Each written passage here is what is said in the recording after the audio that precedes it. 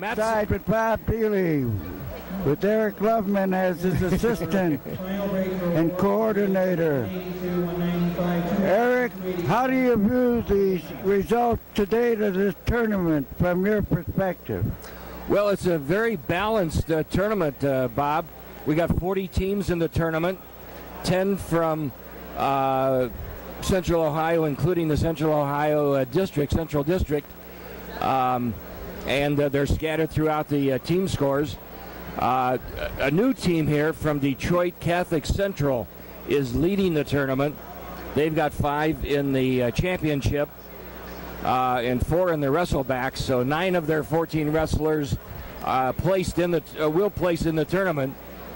They have 239.5 points going into the finals tonight. In second place, Massillon Perry has 181 points. They have 3 in the championship bracket. Third place is Cuyahoga Valley Christian Academy, henceforth to be referred to as CVCA. They have 160 points, 3 in the championship bracket. Then we get into Central Ohio teams. In fourth place, Olentangy has 1 in the championship bracket. We'll see those tonight. In the 11th place, Lancaster has 1 in the championship bracket. 14th place, Beaver Creek. They're in the Central District. They wrestle a lot of Central Ohio teams. They're in 14th place, tied with Pickerington North, which has 2 in the championship bracket. 17th place is Hilliard Darby. 20th place, Westerville North. 22nd place, Central Crossing. 28th place, Dublin Kaufman. 34th place, Canal Winchester. And then 38th place, Northmore. So that's where we stand going into the finals tonight. We're going to see 7 Central Ohio wrestlers in the finals, and it should be a good tournament. It's always a good tournament. Eric, summation is very necessary because we do this analysis because we're hitting the Central Ohio viewers. So this is the reason why we're spending a little time to explain the particular position of the various teams. And with that, Eric, we can sum up when we're ready for wrestling. Let her go. Ready? We're delighted to have another opportunity to chat with the tournament director, our favorite tournament director everywhere, Lynn Hotelling. Lynn, thanks for having us back. You're more than welcome to be here every year. We look forward to having you, and we have a lot of Central Ohio teams, and we appreciate them coming up every year. Now, you're the tournament director. This tournament was founded, and this is the 37th Medina Invitational Tournament, the greatest show in wrestling. This tournament was founded by your brother-in-law, Jim Hotelling, right? Yes, it is. In fact, he was here this afternoon checking things out. And then he turned the reins over to you. How many years have you actually run the tournament? You know, people have been asking me this year. I can't remember. I've been with the tournament since 1990. So it's been a long time. I think I took over in about 96. So which means a long time. Roughly 15 years. Great. Well, it's a terrific tournament. We're delighted to be here. You've got 40 teams. Yes. in the 40 teams this year. It's been a wild one this year with the nice addition of 2 strong Michigan teams and bringing in some new teams like Lexington, and Lancaster's been awesome up here. I know the Lancaster fans will love me saying that, but... Well, we're sure happy to be here, and we're looking forward to a great tournament. And congratulations to you once again for running a wonderful tournament. Thank you very much. Right. I have the head official of Ohio Wrestling here, Ray Anthony, who succeeded Mr. Matucci. What was Matucci's first name? Vince Matucci. Vince. And he was a very expert in calligraphy and editorial. Yeah, they used to work for the Plain Dealer and do their drawings and that, and he did a lot of drawings for the state of Ohio for wrestling too. And before all this technology, he used to draw our moves and that for us to learn off of. Okay, tell us what you want to emphasize in rules enforcement and procedures, what's new, whatever's on your mind to make wrestling a better, more adept sport. But, the sport's got more aggressive in that, and, the big thing is we're watching for the choke holds and things of that nature now. Guys came with the cement mixer and choking guys off. We're policing that a lot more now. Just watching against joints, it's more aggressive. Every year we get more aggressive, and we just got to keep policing it to keep it safe for the wrestlers. Now, how about the boundary line? Are you tending to emphasize more internal wrestling as opposed to the boundary? Yeah, this year they opened up the mat a little more. They made the line inbounds, where in the years past it was out of bounds. And what that does, it makes the mat about 4 inches larger. We're not to the college stage, so we still got to keep 2 support points, keep our support in. And part of that's because of our facilities aren't big enough to get to the college mode. Like when we had 6 mats down today, if we were in a college mode, we'd be hitting the walls. And so at the high school, we don't. We're looking for more fleeing, push, intensity, taking somebody out, not to be scored upon. So you'll see more and more flea calls come up this year. Okay, now what about the element of weight? Is that a factor? With all this new alpha weight testing, it's supposed to be healthier for the kids. They adjust the weight classes. They feel kids are getting bigger than that. The lower weight classes, like go back to the 98, 103-pounder, were filled a lot more by underclassmen. So they moved it up this year to 106. Some people still feel it should go higher. Obviously, we're never going to please everybody, but they added to 220 this year. We still have the 285, which is our heavyweight. In Ohio, our heavyweight, we have a minimum weight of 215. So it's just keep the safety factor in there. We don't want somebody 285 wrestling somebody 180. Okay, now the last question I want to ask you is what about teams that don't have a full schedule? That's hurting wrestling. What do you propose to modify this or to change it so that there's an incentive to come up with at least 10 wrestlers per match? Well, I think one of the good things that's happening in our sport in Ohio, next year we're going to start the team concept. Dual meet team state tournament, and talking to other states that have it, it's promoted wrestling, it's brought more kids back into the sport. Where if you just weren't a superstar going for an individual, we were losing some of them other kids. Now it seems like we're going to be hopefully pulling more of them back in to promote our sport. Okay, that's about sum up. Ray Anthony, congratulations on your job. Hope you prosper and good luck. Thank you. And give my regards to Mr. Matucci. Sure will.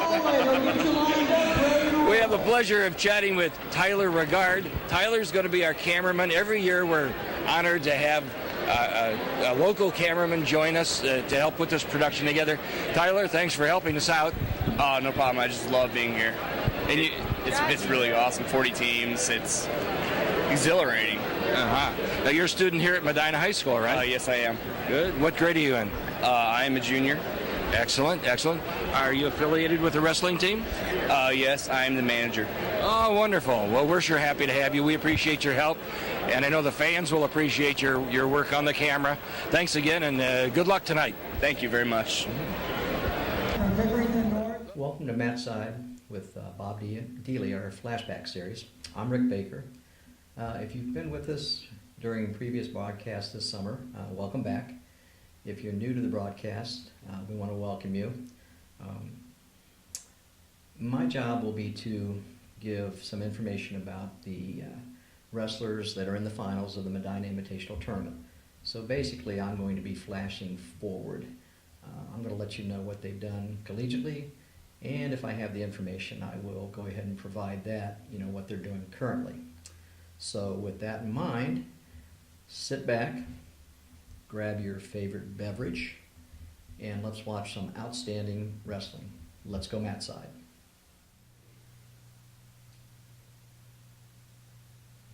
At 106 pounds, we have David Baverly versus Peyton Gutierrez.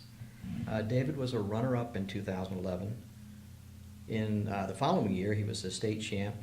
His junior year, he finished third, and as a senior, he was the state champion. His record at Maslin Perry was an outstanding 171-25. Currently, he is a senior wrestler at Notre Dame College in Ohio. He was an All-American in 2017. He also is teammate of local standout from Central Crossing, Cameron Teacher. His opponent, Peyton Gutierrez from Pickerington North. Actually, Peyton wrestled for St. Francis de Sales between 2009 and 2011, and then he transferred to Pickerington North. He graduated in 2013. That's really all the information we have for him at this point. Let us know. Bob, our first match this evening is going to be between a number 1 and a number 2 seed. First seed is David Bavery from Maslin Perry High School. He would be in the white singlet. He's wrestling number 2 seed Peyton Gutierrez from Pickerington North in the blue singlet. It's Gutierrez. Gutierrez. Sounds good to me. Gutierrez. Yeah. Okay. Central Ohio wrestler Peyton Gutierrez. This is a Bavery. Perry is a 10th grader. Gutierrez, Pickerington North, is a junior in the 11th grade.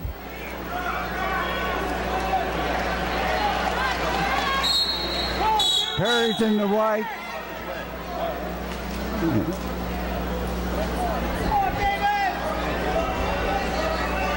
Okay, the boys are sort of tied up now. There's a front headlock. Let's see if he hits it. There's distance. He almost had a cradle combination out of that. So we're talking about Bavery of Perry. Long, lean 103-pounder. So let's see if he uses his leverage. The fellow in the white there, David Bavery of Perry. Yep. Up against Peyton Gutierrez. He's got that front headlock, but he doesn't have it secured. He's using it as a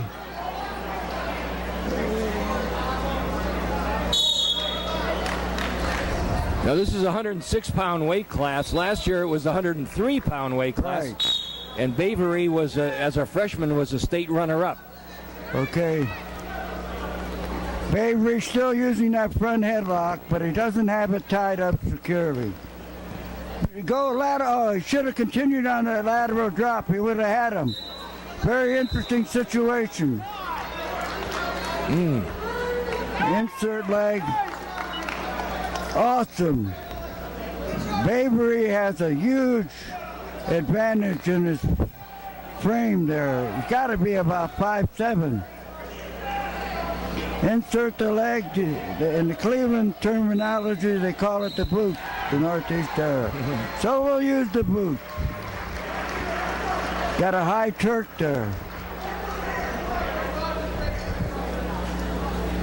Gutierrez took 7th place last year in the same weight class, 103 pounds, for Pickerington North. He's getting hammered right now. That high Turk's a good ride hold. The referee, the time factor will enter in here. There's no time for credit, but there is a time for ceasing the period. They're 2-2 and 2. And as time runs out in the first period, it's 2-0. David Bavery of Maslin Perry in the lead.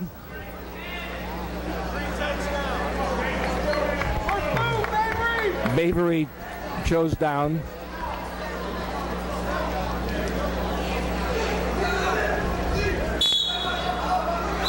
He's turning into his man.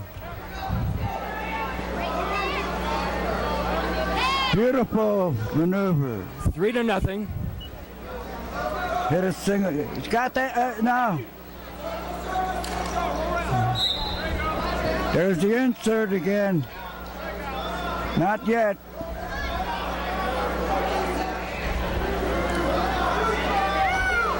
His baby's got so much leverage.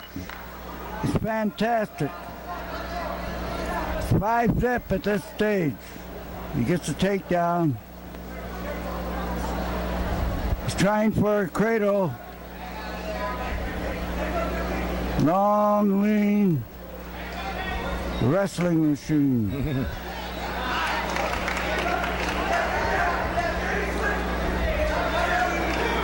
Each of these wrestlers won 4 matches in the tournament to advance to the championship final match.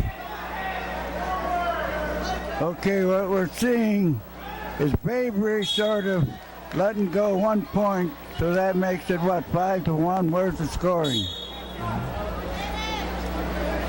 5-1, 46 seconds left, second period. He's got that front headlock. It's crude, but it's effective. 7-1 is the score at the moment.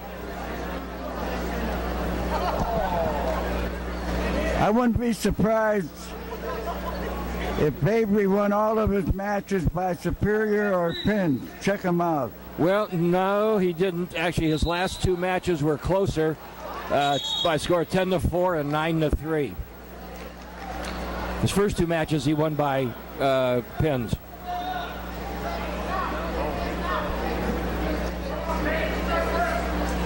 Okay, we're seeing marked superiority with 16 seconds left to score 7-1. With David Babery of Perry with the big P. Got the cradle, which he was looking for. He doesn't stick that knee in there.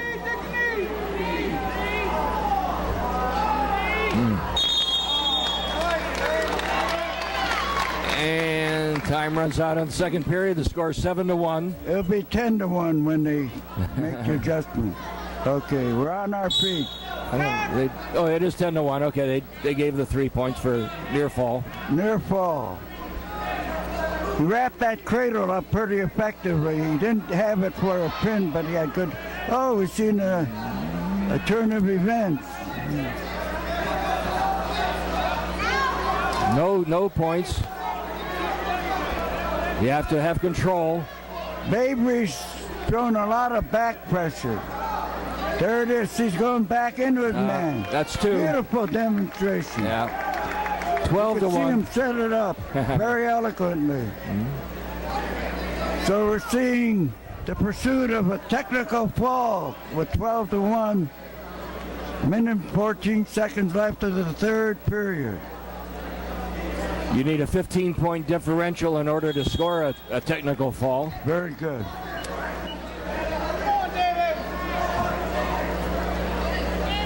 I think they're going to have to elongate Babery's uniform. He's stretching it all the time.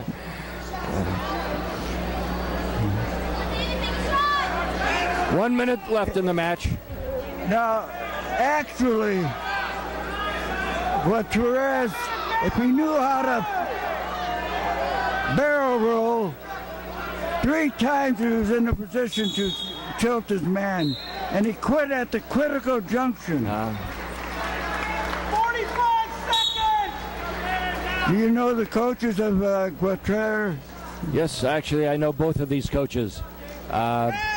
Dave Riggs coaches Maslin Perry, and Brad, and the last name escapes me, from Pickerington North, but I'll tell you in just a second here. Brad Harris, of course. I've known Brad since high school. He's got to be told that youngster could have changed the whole course of the match. He had 3 barrel rolls that if he would have continued with the Heil Hitler, he would have had his man on his back.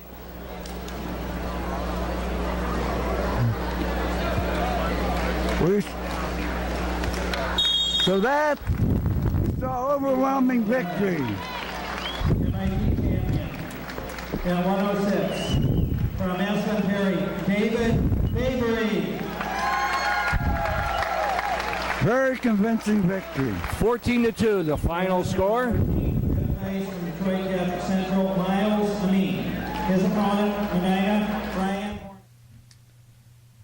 113 pounds, Nathan Tomasello versus Jacob Spearman. Nathan wrestled at CVCA, and he was the 25th Ohio High School Wrestling State Champion, 4-time state champion. He earned All-American status at Ohio State University his first 3 years, and he is currently a redshirt senior for the Buckeyes. Jacob graduated in 2012 from Lancaster High School, and he finished 4th that year in the state tourney. He wrestled at Washington and Jefferson from 2012 to 2016, where he earned All-American honors in the Division III school. He finished 3rd his senior year. He currently works in quality control in Groveport, Ohio. Ryan Hornett. For 3rd place, 113 from Hoover, Andy Boston. His adversary from Fremont, Cody Herzer. The championship, 113 from Manchester, Jacob Spearman. His opponent from CVCA, Nathan Tomasello. Bob, two other Central Ohio wrestlers placed in the 106-pound weight class. Wrestling for 3rd and 4th, and they're still wrestling, is Josh Weimer of Central Crossing. Wrestling for 5th and 6th and also still wrestling, Santino DeSabato of Westerville North. But now we're starting the 113-pound finals, and we're looking at number 1 seed. Can you move down a little? Sure. We're looking at number 1 seed Nathan Tomasello of CVCA against the 6th-seeded Jacob Spearman of Lancaster in Central Ohio. They both almost have similar uniforms as far as the main pieces there. But Tomasello's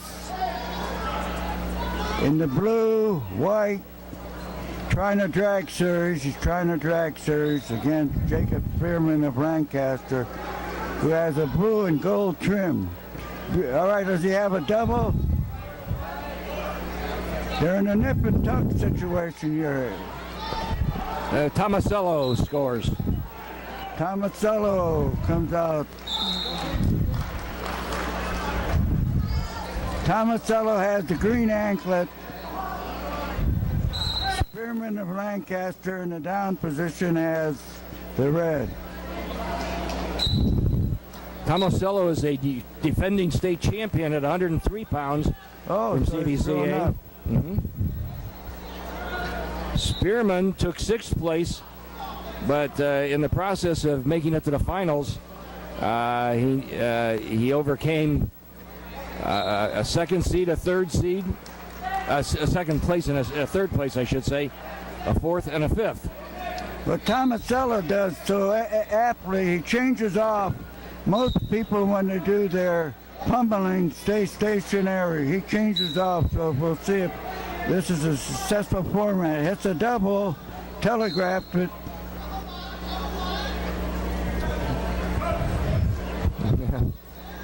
I can. He's official.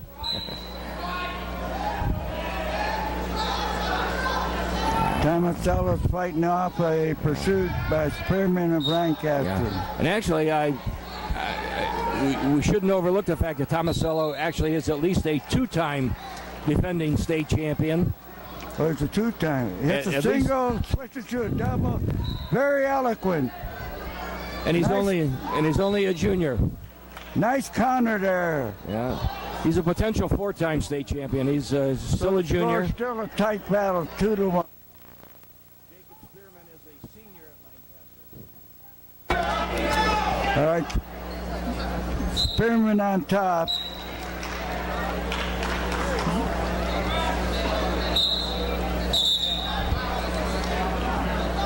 Tomasello has a good hand control situation, so it's very doubtful whether Spearman can hold him back. There's no scoring points for holding a man down the whole 2 minutes. So it's 3-1, Tomasello in the lead. Goes to his knees, though, when he shoots.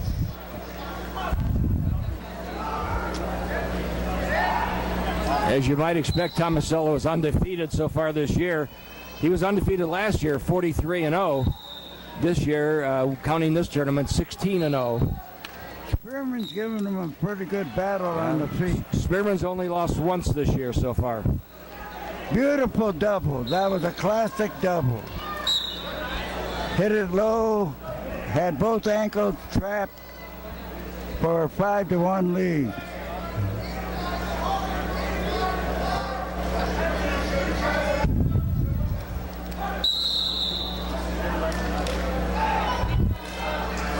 In this tournament, Tomasello had 3 pins and 1 major decision.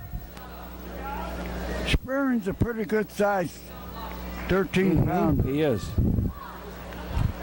Beautiful wrestling. That makes it 7-2.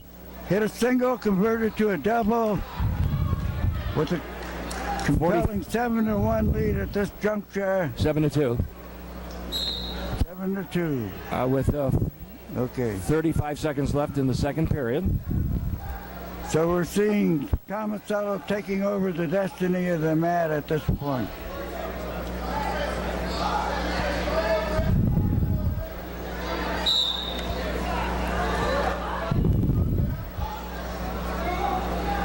Two seconds left in the second.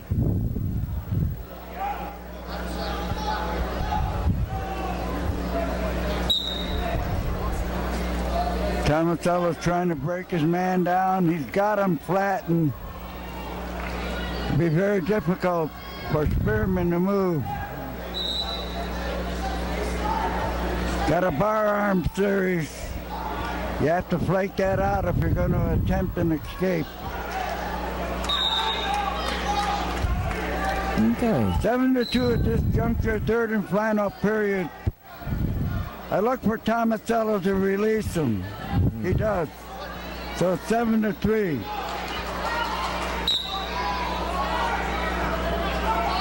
Now what Tomasello does so well, he floats. He doesn't go in. He circles. You circle wrestling. It's very difficult. Beautiful technique. Against a good wrestler, too. The only thing I would advise him to do is change off a little quicker on his single to a double.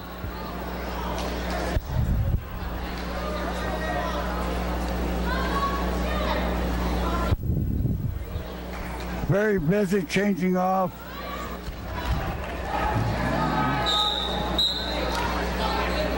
Now that's good to see a wrestler in the lead. Tomasello aggressively still. 1 penalty point awarded to Tomasello, stalling on Spearman. No point change.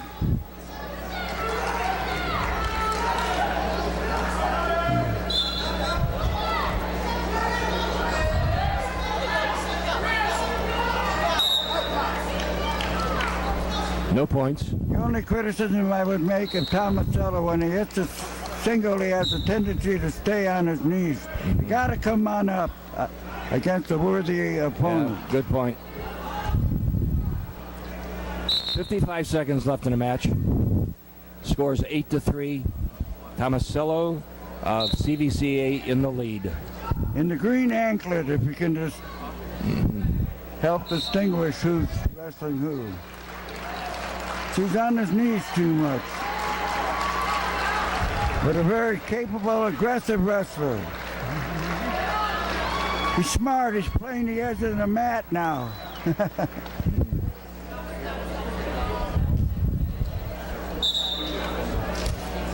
We're down to 22 seconds. Tomasello marked superiority. A goer. Good change-off artist from one sequence to another.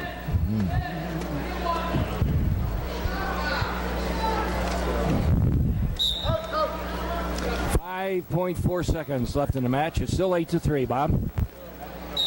Very convincing performance by Nathan Tomasello. 8-3 verdict. MIT champion at 113 from CVC. Okay, I'm very fortunate to have here Eric Tukinen.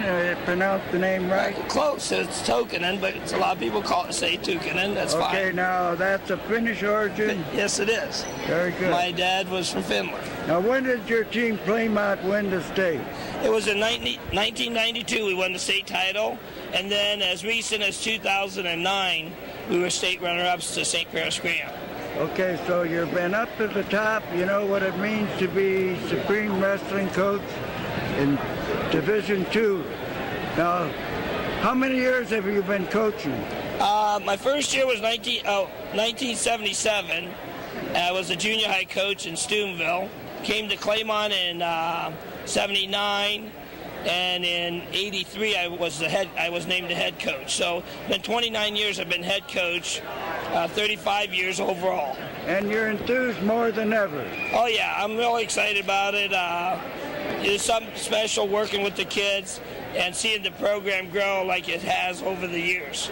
Tell us your affiliation with Mike Milkovich and what effect it had on your tenure as a coach. Well, my first years in coaching, I would take the kids to different camps. And one of them was the Milkovich camp.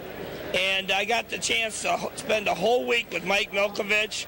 I was the only coach with him. We'd go shopping, this and that, and talk wrestling constantly.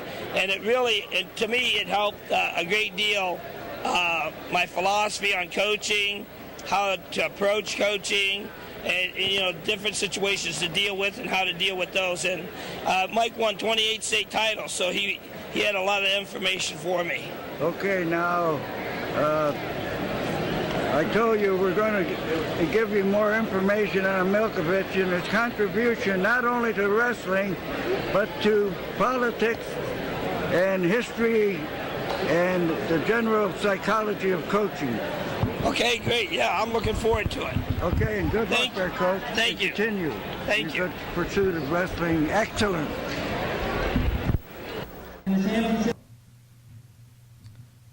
At 120 pounds, we have Luke Langdon from Claymont versus Dexter Lee from Elmwood.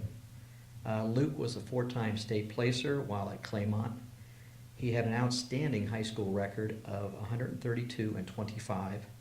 And according to a local article that I found, he wanted to pursue a career in becoming a dental technician while in college. Dexter finished 6th in the state tourney and is currently an assistant wrestling coach at Elmwood Middle School. He is the youngest of 4 brothers who wrestled for Elmwood under their father, who has coached at Elmwood for the last 29 years. All 4 of the brothers. Dexter Lee, his opponent from Claymont, Luke Langdon, on deck 126. Okay, Bob, at 120 pounds in the championship match here, we have the number 2 seed, Luke Langdon of Claymont. He would be in the striped uniform. Striped ones. Yep. Versus the 5th seed, Dexter Lee of Elmwood. I believe I have that straight. We'll double check that. Beautiful double. Elmwood youngster countered with a quarter Nelson. Good counter. There's the counter. But the Elmwood, wonderful trip. A real sneaky special trip there. That was eloquent. Yeah, Langdon takes a 2-0 lead. There's a face lock. You don't see that too much anymore. No. Gonna go for a cradle.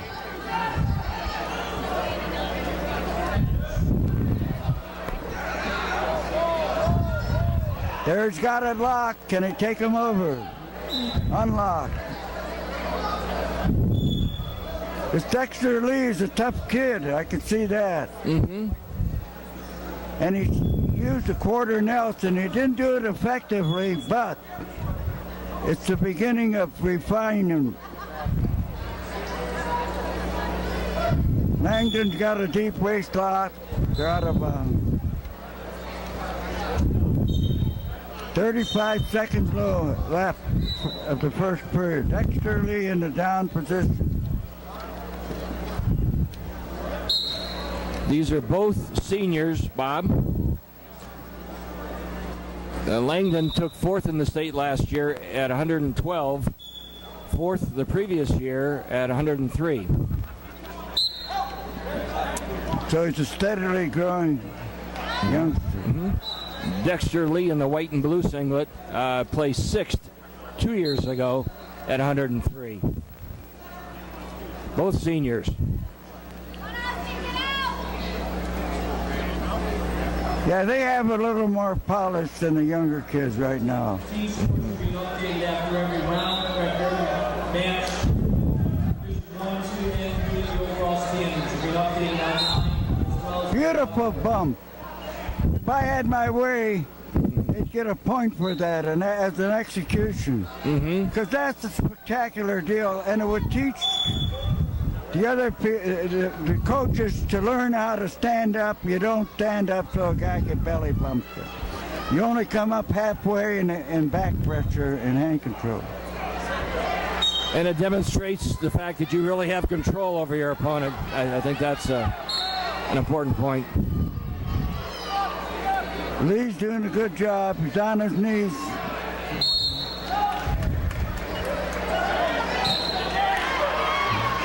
Can't hear you. Lee did a good job there. We got a 2-on-1. Let's see what happens here.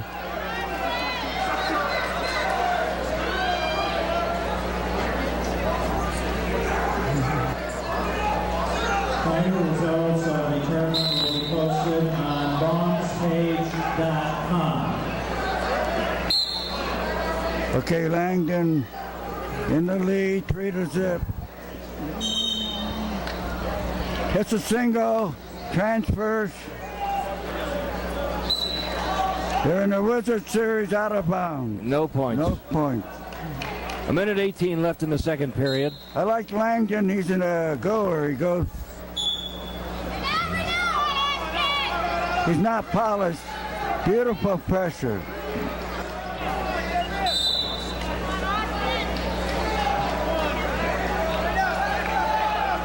It's good to see both boys running to the center of the mat. Absolutely.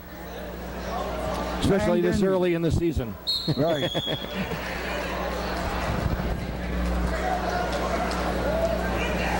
Five to nothing. Langdon in the lead. Got a heck of a face lock.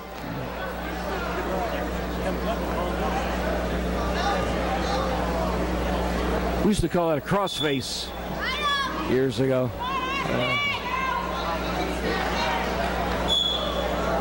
Lee's having problems. Dexter Lee of Elmwood. 5-1. Nice Connor. Langdon and Connor, a good thrust. A little less than 30 Dexter seconds Lee. left in the second period.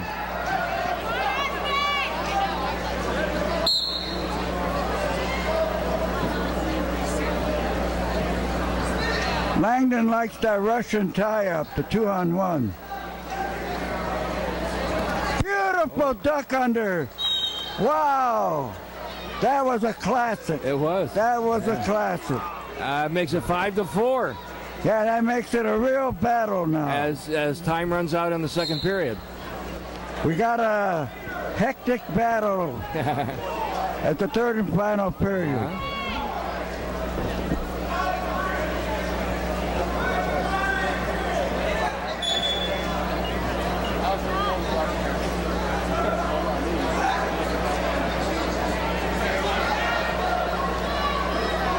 It's 5-3 to change the score. I don't understand that. He had a takedown, didn't he? Yeah.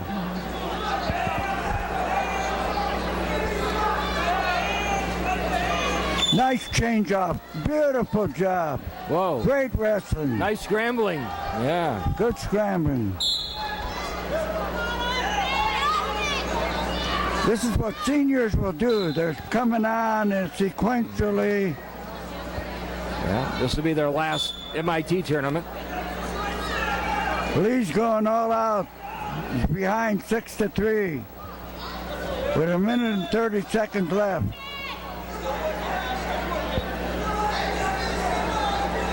Langdon, in the meanwhile, is using wrist control. 1 minute 20 left in the match.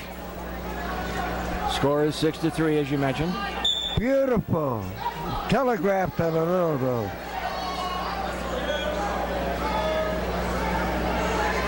Now in college wrestling, they extend the period of the limits of the match. High school is going gradually for that.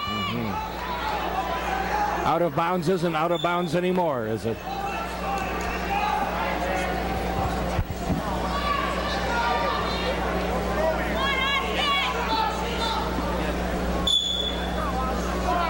But we're seeing Langdon's over relying on the 2-on-1. Now he's got a good set up there.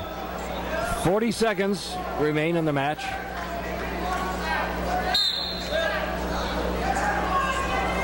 Whether he wins or loses, Dexter Lee is mounting a comeback with the final period ebbing away. Stalling on Langdon's part. A warning, stalling warning. I thought he...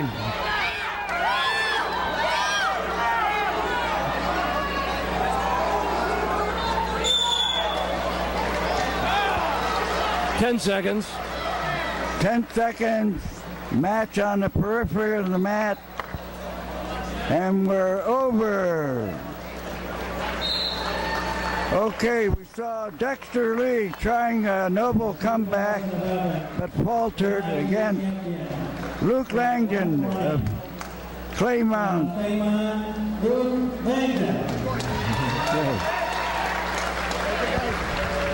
Run a lawn company in Bowling Green, Ohio. At 126 pounds, we have Ken Bade from Detroit Catholic Central versus Ryan Murdoch from Dublin Kaufman. Ken was at least a two-time Michigan State champion, and I do know that he was 50-1 his junior year. From the information that I was able to find, he started at University of Pennsylvania in the fall of 2013.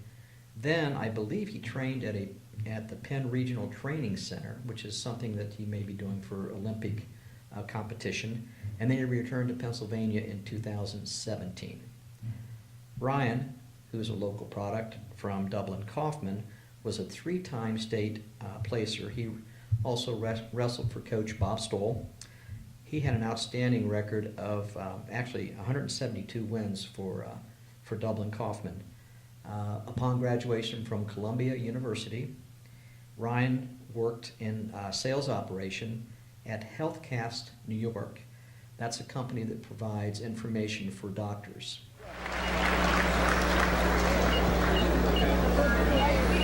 Now we're looking for one of our Detroit wrestlers at 126 pounders. And we have one of our Central Ohio stalwarts in the personage of Ryan Murdoch of Dublin Kaufman. And from Detroit, the number 1 seed, Ken Bade, B-A-D-E, of Detroit Catholic Central.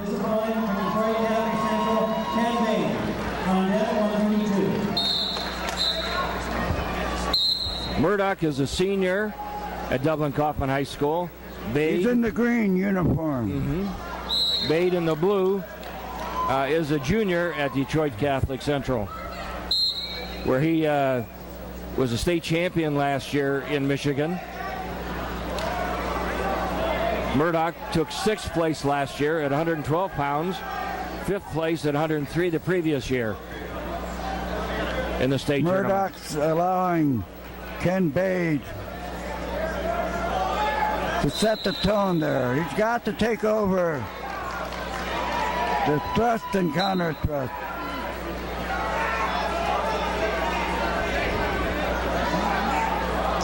He's a little too stationary. She's got his head in the wrong position. You got to use your feet, turn left, so the head controls the tempo of the match. Yeah.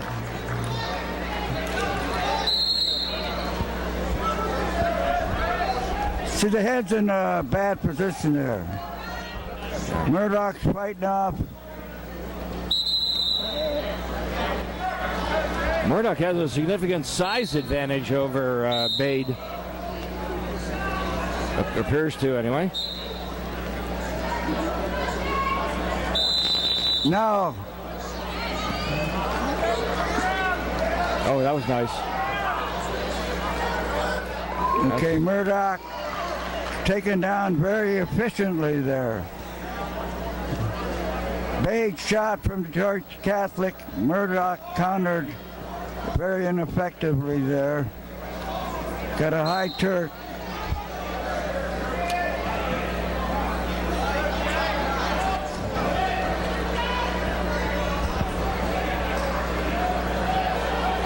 We're down to 10 seconds left. Murdoch suffering a high Turk sequence there.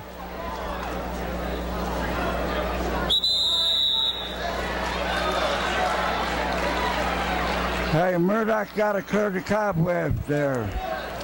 Both of these wrestlers are undefeated this year so far. What's their record? Yeah, Bade has a record of 19-0, including this tournament. Murdoch from Dublin Kaufman, also 19-0, including Murdoch's this tournament. riding a little high there. So He's got to insert the boots. this would be the first blemish on the record of whoever Either one. loses this match. The two pretty decent wrestlers.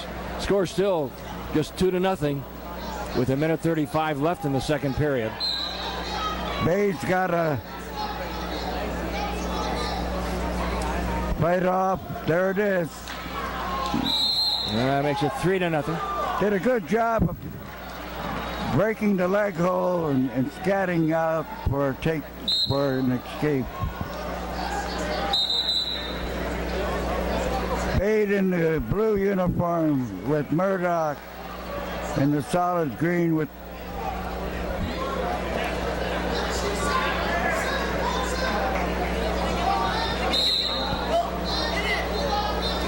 they're in a neutral position.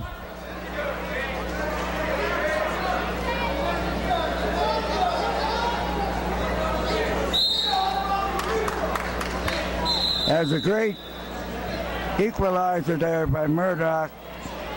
He was plainly taken down, but countered with an effective hold to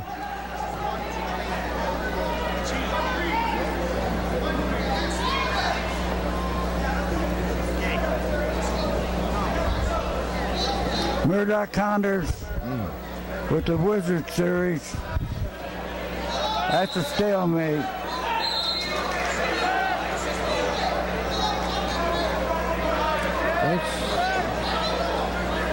That's certainly interesting.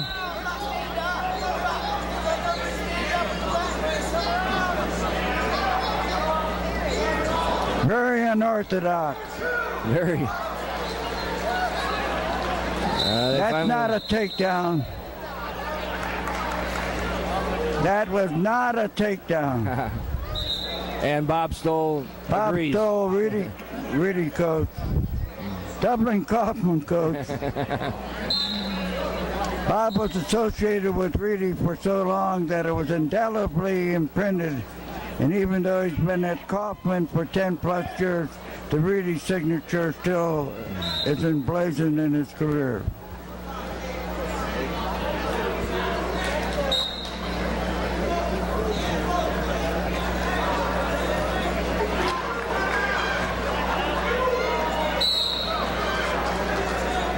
Well, the score stands at 5-0 after a discussion between Bob Dealey and the official. Well, let's see if Murdoch can pull her out. Tries an inside switch, stop.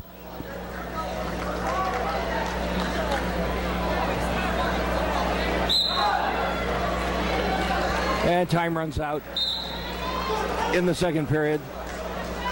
Third and final period. Still 5-0. Murdoch got to really pull it out. See, he's lacking foot movement.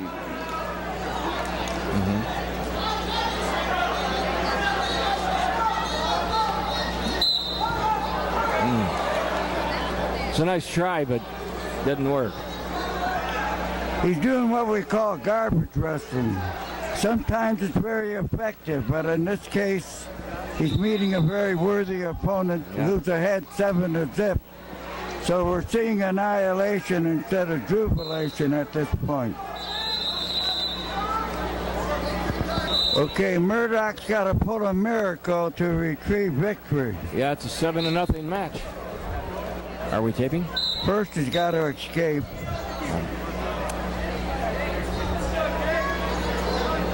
The boots are put in. 1:10 left in the match. 7-0 is the score. Ken Bade of Detroit Catholic Central over Ryan Murdoch of Dublin Kaufman High School. A minute left.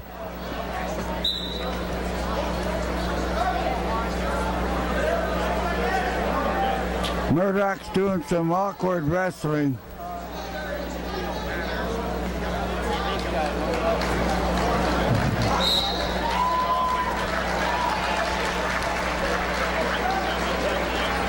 .40 seconds left. Oh, nice reversal. Finally paid off. Yeah, 7-2 with 32 seconds left in the match. Well, there's some vindication there, but he's got to hit a 5-point move. Okay, 8-2 with the escape. There it is. Oops, he almost pulled that reverse chin lock. 10-2. Okay, Murdoch in the last minute went down fighting. Yeah. And but he 10 needs seconds to left. overhaul his whole approach to wrestling if he's going to be a contender for state.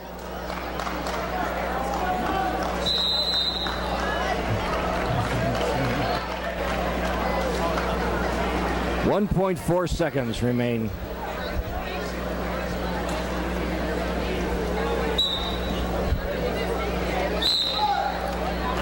Okay. Final score is 10-2. That was not a pretty match. No. It was not something to write your mama about.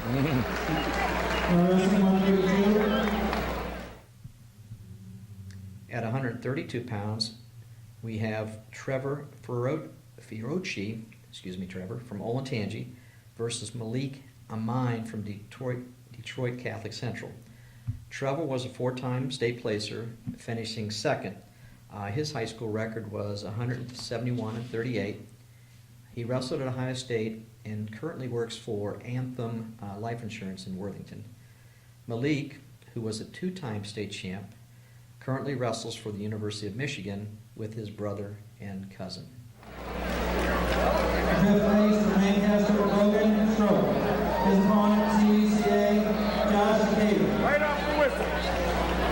Wrestling for third, 132, from Gary Isaac Bass. His opponent, from Hyman, James Brunsberg. The championship, 132, from Olentangy, Trevor Fiorucci. His opponent, Detroit Catholic Central, Melee Amin. Bob at 132 pounds.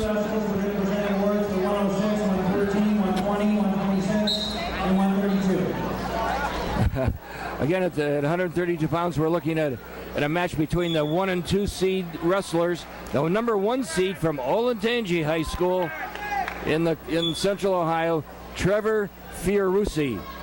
And he's going against the number 2 seed from Detroit Catholic Central, Malik Amin, A-M-I-N-E. I believe it's pronounced Amin. Okay, both boys are wary. Olentangy's in the yellow. He's got a low single. Beautiful maneuver.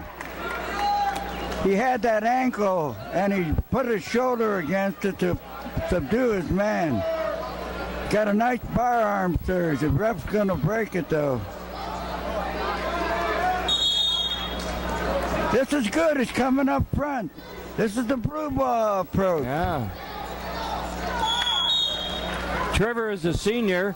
His opponent from Detroit is a sophomore, 10th grader. Both of these wrestlers took 5th in the state in their respective weight classes last year. I like his bar arm approach.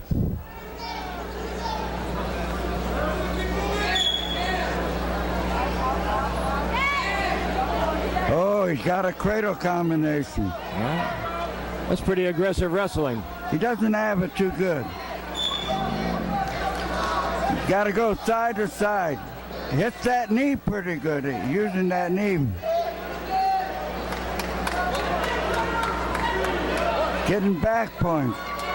It's not a good, effective one for a pin, but it's good for scoring. All right. He might get the pin. He doesn't hit that. The knee's got to go into the man's hip. And the first period ends with a score. Should be 5-0. It is 5-0. Olentangy's Trevor Fiorucci in the lead. What's their follow-up name? Olentangy Orange, Olentangy Liberty. What's Olentangy? This is Olentangy Braves from Lewis Center. Braves. Okay. Yeah, the Olentangy Braves. Doing an effective job of hand control again.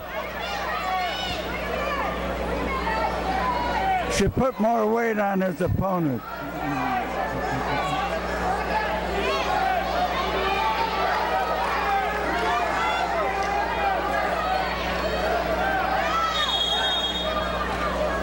Got a good ride, sucking his man in. He's on his knees too much. He's got to stay off the knees.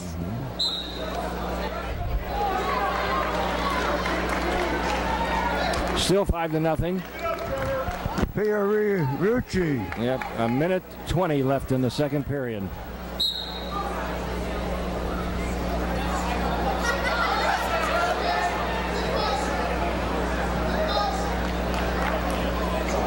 Trying a lateral drop.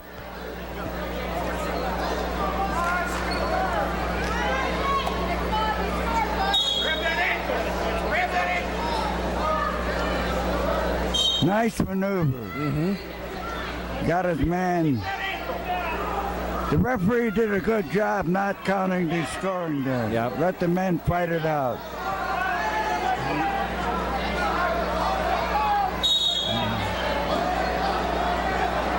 In terms of control, this is the most lopsided match of the evening so far, don't you think? What's that? I said, in terms of control, this is the most lopsided match of the evening so far. Right.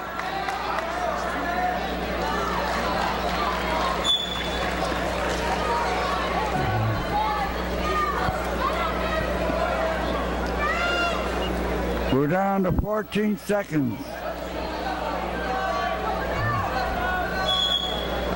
Fiorucci had 4 pins and 1 close decision leading into tonight's finals. Well, he's doing a wonderful job. However, he's on his knees too much. When he hits better opposition, he won't be able to have his way. And it should be corrected now because this is the prelude to the state tourney, and he's got to make that correction if he's going to make his mark in high school wrestling. Yep. Totally agree. He's a leading, but see, he's on his knees too much. Yeah. You don't do that against a good boy. Totally agree. You don't have leverage, you don't have balance, you don't have strength. He's grown quite a bit from last year.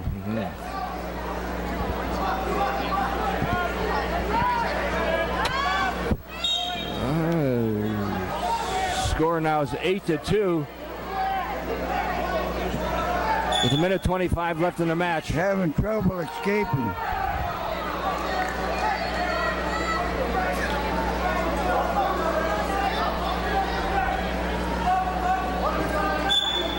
Amini of Detroit Catholic is really giving them a rough ride. He's not scoring any points, but he's taking a lot of juice out of them. Yeah, he got a stalling warning. Who did? The down man? Fiorucci was warned for stalling on the bottom. Well, Malik Amin of Detroit Catholic is riding Fiore. 47 seconds left, still 8-2.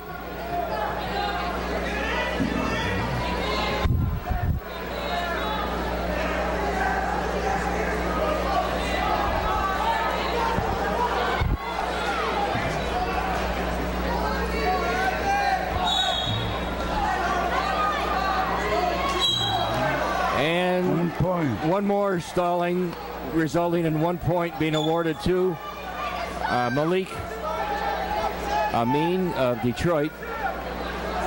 Detroit youngsters really going all out. Yeah, it's 8-3. And that should be a reversal. Got a Peterson. They did award 2 points for reversal, 10-3. As time runs out. Very effective. Yep, 10-3 is the final score. Did he call a pin? Oh, we are skipping to 160. The 138-pound weight class I'll give at the end. We don't have information on the 145 and 152-pound weight class at this time. But at 160, we have Drew Garcia from Detroit Catholic Central versus Nick Korba from Beaver Creek. Drew was a 3-time Michigan champ, having a combined record of a 93-1 his junior and senior year. Currently wrestling at Cornell University, and he is studying agriculture and life science. Nick was a state champ his senior year in 2013. He attends Cleveland State University, and he is majoring in marketing. Who do we have here? His opponent from Beaver Creek, Nick Korba, on net 170. Bob, at 160 pounds, we're looking again at the number 1 and number 2 seed in the finals here. The number 1 seed is Drew Garcia from Detroit Catholic Central in the blue singlet. The number 2 seed from Beaver Creek, which is part of the Central District Wrestling in Ohio, is Nick Korba. Okay. Garcia from Detroit Catholic is only a sophomore, 10th grader. Korba is a junior. Okay, Korba comes out of, who's this guy's the coach for Korba? For Beaver Creek, that would be Gary Wise. He's been around since the dawn of time. Also a long-time USA Wrestling coach and supporter. Yeah, Mr. Wise has been a stalwart of wrestling for many, many moons. Exactly. He's taking a match, we see Korba, Beaver Creek. Yeah. That's barely in the Central Ohio District. At 170, we have another local product in Vince Pickett from Central Crossing versus David Gray from CVCA. Vince was a 3-time state placer at Central Crossing. He had a high school record of 167-23.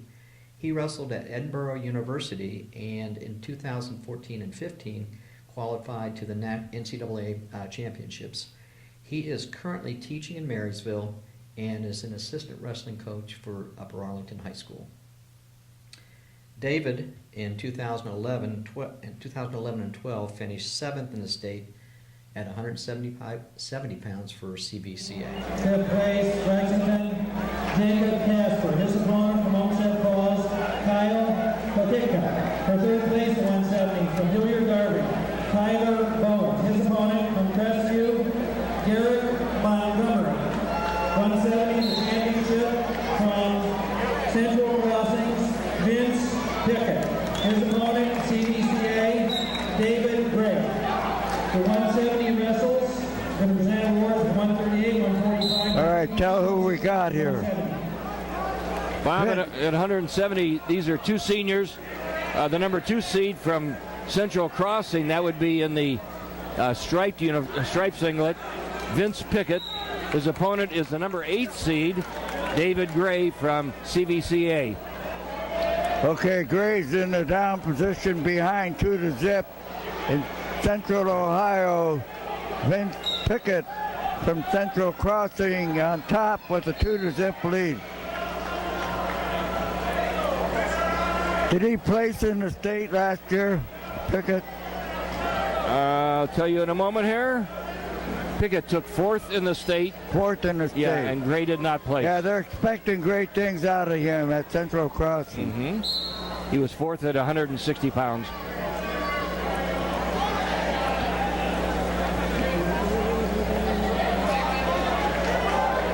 For a long, lean guy, he doesn't insert the legs.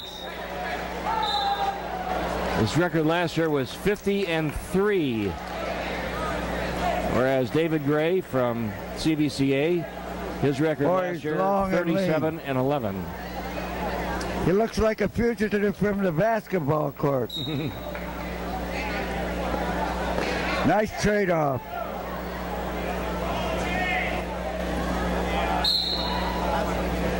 One other thing about Pickett that's worth noting, he's won 5 matches coming into this match, all by pin, all within 3 minutes, and the longest was 3 minutes and 31 seconds. Looks like he's going for a power pin here. I believe he's the only finalist to have won every single match by a pin. I take that back. Okay, we're ending the first period with 17 seconds left. David Gray, CVCA in the down position. Power Wrestling School out of the Cleveland area.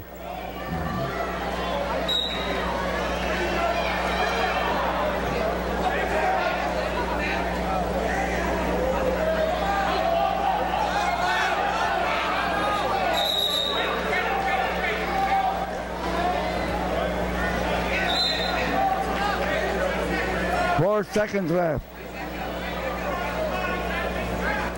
I thought that was a warning. Dangerous, I assume.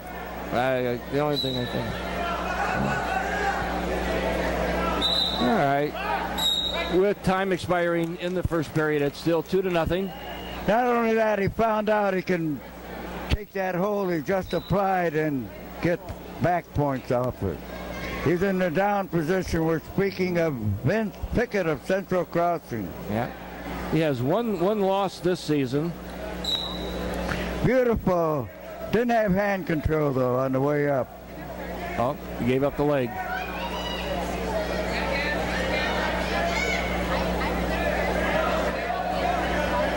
Demonstrated a lot of fluidity there. Yeah. But a decent job of control on top by David Gray. I thought Gray from CA was going to souffle him out at the edge of the mat.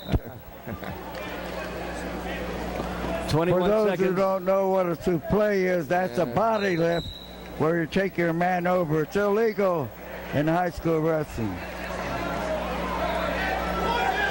Gray is doing a pretty decent job on top here against a very tough opponent.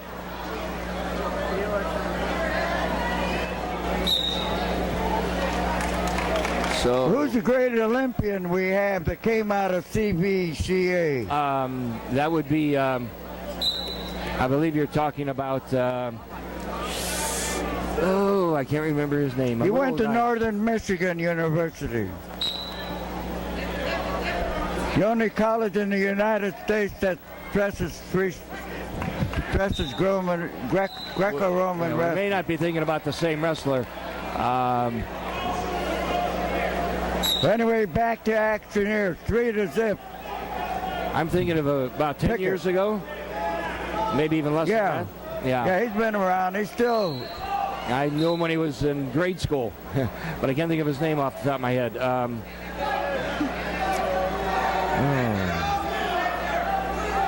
One of the best wrestlers ever in the state of Ohio, among those. Okay, we're seeing a steady improvement with the score 5-0. I'm thinking L.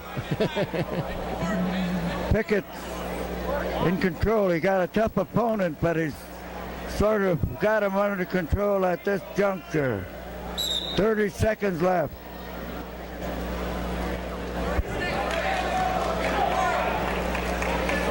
Got good conditioning, breathing nice. Deep breathing. He's got a tough opponent in Gray. Yeah. 5-0 is the score with 20 seconds left in the second. He's a lot tougher this year. Look at this. Got a firearms sir. He's going to take him over. He'll be a contender for a state championship for sure.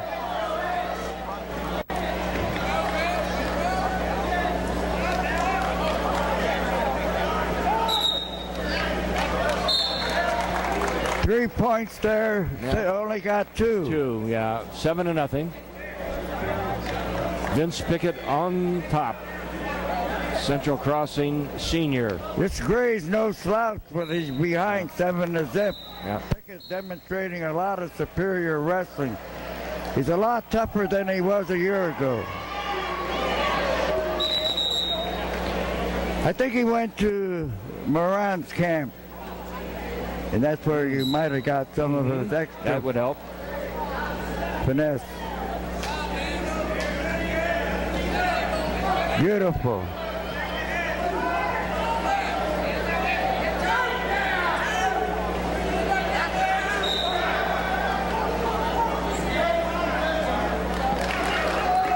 Call a stalemate.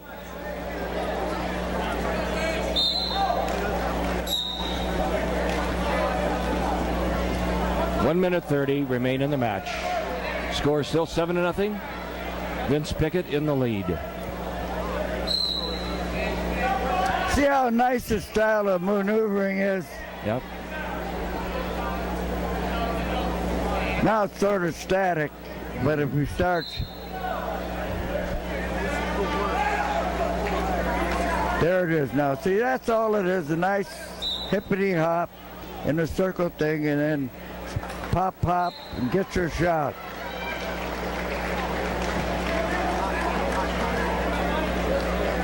We're down to 50 seconds.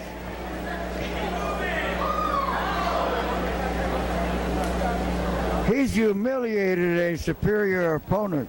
Yeah. I like his motion a lot.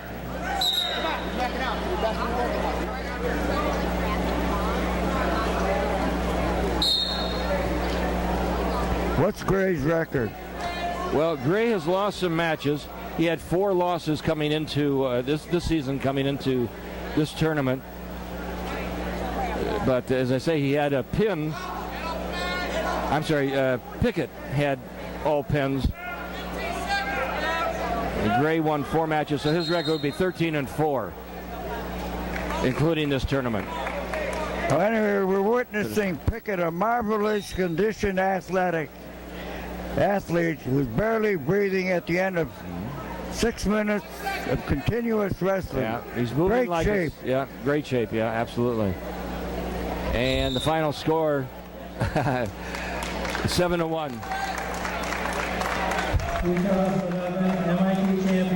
Do they have an outstanding wrestler?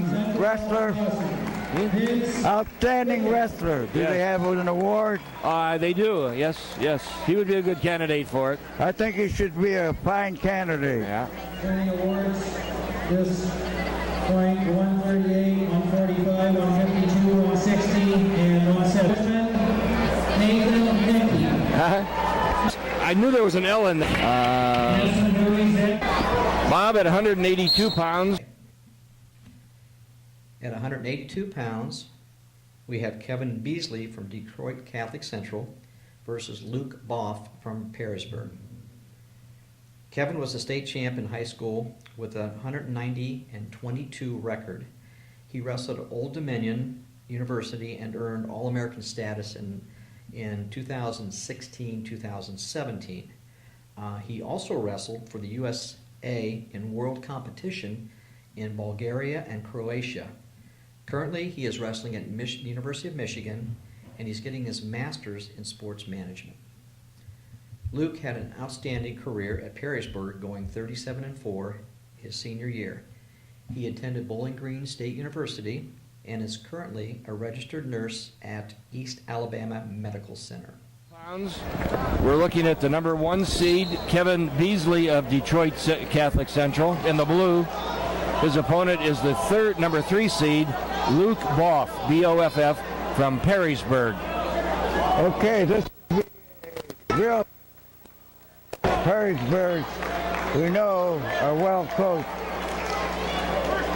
Beasley of Detroit Catholic Central showed that they are also well coached, so we might have a stalemate here.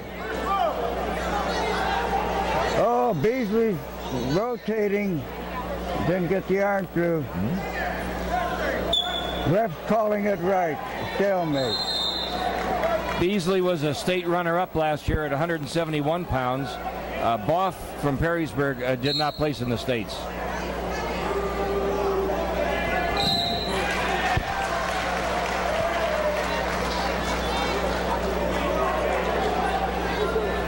All right, both men are in a feeling up. Beautiful, but made a great hip move there.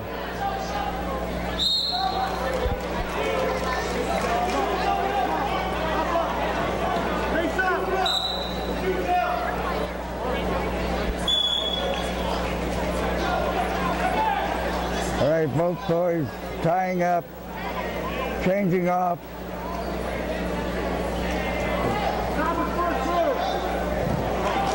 Hey, what it was first headlock we saw today. Beautiful body lift. Wow. Now what's interesting is that Beasley in the blue has only wrestled 3 matches in this tournament so far. He had a bye in the first match. His first 2 matches were pins in under 1 minute.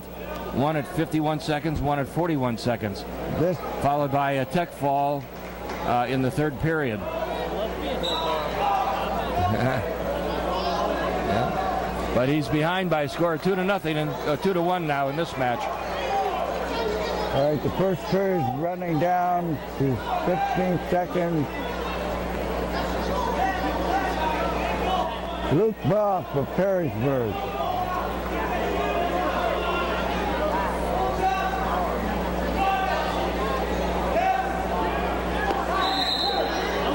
That ends the first period.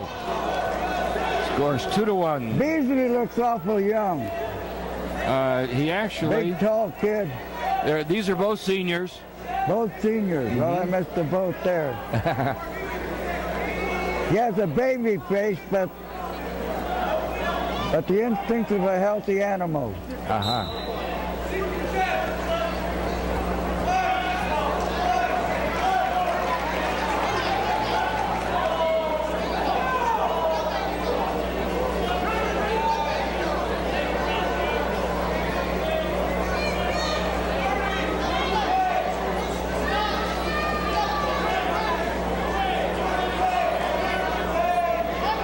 These are two powerful 182 pounders. Yeah, exactly. Very good shape. Couple of studs. Score is tied 2-2. With a little over a minute to go in the 2nd period. Now what they're doing. Beautiful. Nice beautiful blow by. Slide by, yeah. Now what happened there, the hips hit his opponent. That did the damage. He is well instructed. That's a rarity to see the hip blow by actuated by the hips actually undoing the opponent there. He's got a cradle combination and he's intent on...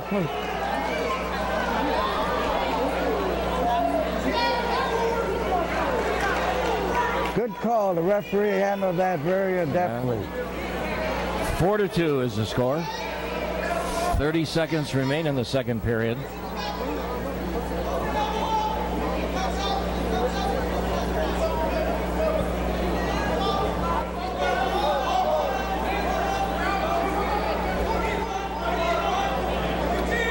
I'll tell you what, Detroit Catholic Central is more than a fine substitute for St. Ed.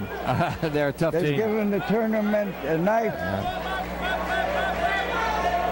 demonstration of power and consistent wrestling of the first magnitude. Mm-hmm.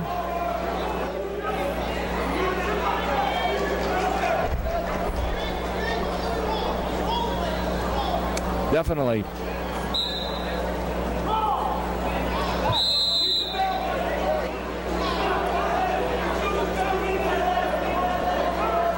Okay, we have an interesting situation. Beasley of Detroit Catholic Central is in the lead, 4-2, third and final period. So Boff of Perrysburg has to come back from behind to either tie or beat his opponent. Definitely needs a takedown.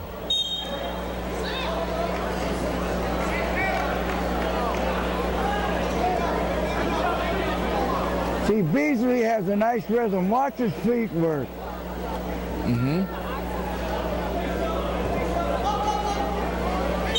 Oh, now see right there, you got to step in and throw. Yep. Nobody teaches that. Exactly. We need Lester here to demonstrate that.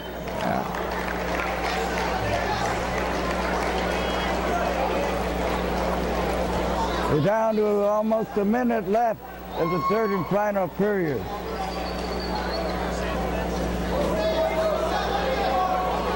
Boff got to pull off.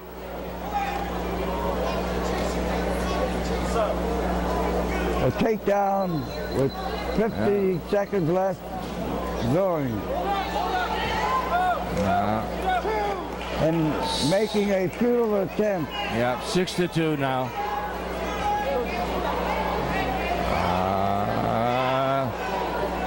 He should have gone into a high bridge there.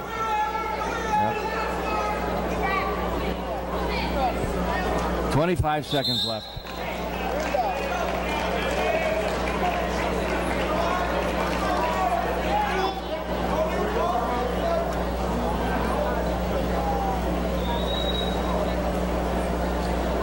I hope St. Ed's comes back next year and Detroit Catholic comes back. It'd be a sterling battle for supremacy. It would, definitely. 6-3. Now, here's the point. Here's the point. I'm sorry, the battle's 7-2. over, but the point is you have to have a high-risk throw. You have to have a Greco throw. Nobody has a Greco throw. We saw one headlock in the whole turning. Final score, 7-2. So Kevin Beasley.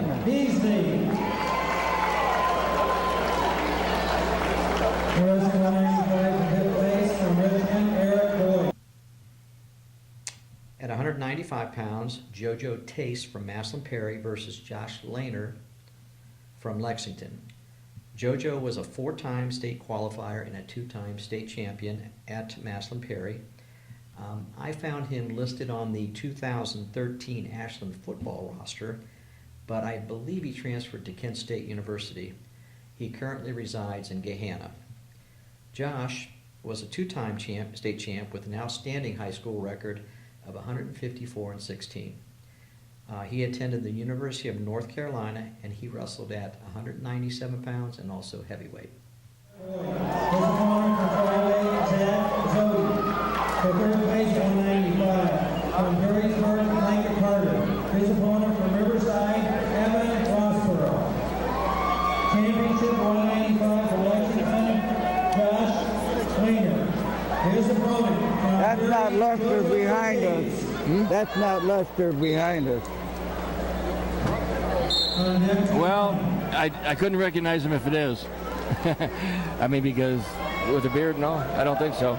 I think it is, the more I look at him. You might be right. I don't think so, though. Okay, let's get going on the ball here. We're at 195 pounds, Bob. This is the number 1 versus the number 2 seed. Number 1 seed from Perrysburg again. I'm sorry, from Maslin Perry in the white singlet. JoJo Tace, T-A-Y-S-E. His opponent, number 2 seed, Josh Lehner from Lexington. That's great. He has a great limp arm. And not only that, their Division II school, he takes it to a Division I standout. So we're talking about Lerner of Lexington up against JoJo Tace. Got that single, gets hit with the back door. Continuous maneuver. 4-1. Number 2 seed on top.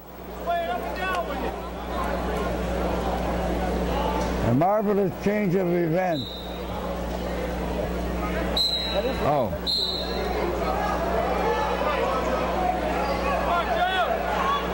Look at there's what I want, but he didn't stay in the position. Go into your bridge. He can rotate now. Rotate. Beautiful. Nice wrestling. Very nice. Hey, these are big boys. They're making moves to the little guys here. Too high. This is going to be a barn burner. Yeah. 4-2 with 36 seconds remaining in the first period.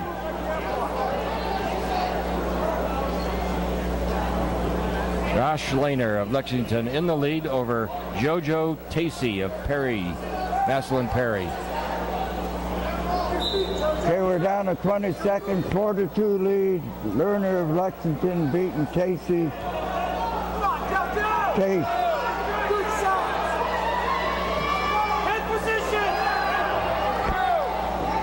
Okay, that ends the first.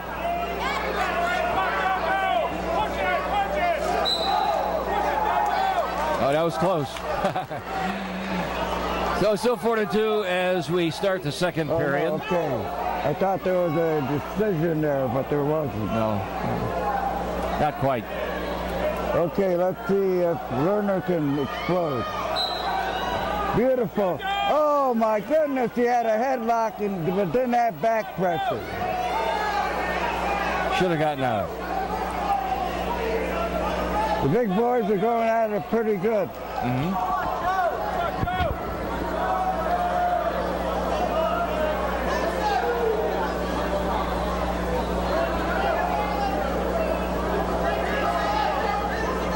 Both of these wrestlers are just juniors, Bob, at 195 pounds. That's a bit unusual. Got a double.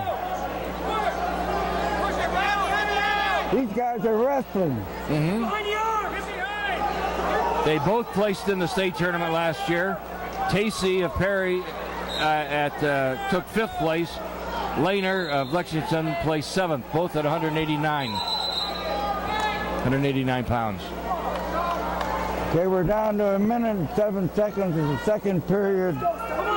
With Lerner of Lexington in the lead and in the down position. In the lead, 4-2. Got to explode out.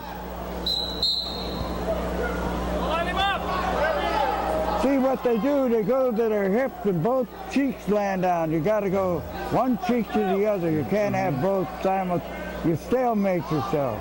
That's what happened there.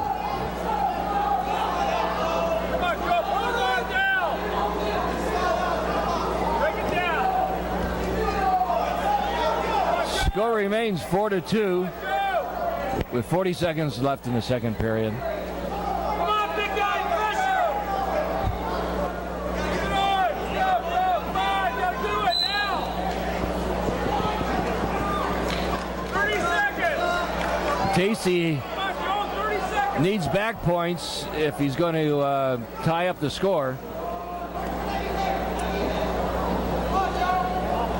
29 in this seconds left, period. second period. Come on, Joe, don't let him up! Don't let him up! Come on, Joe, you gotta do it now! He's been in that position about 5 times and then just fades instead of going hip to hip. 15 seconds in the second period.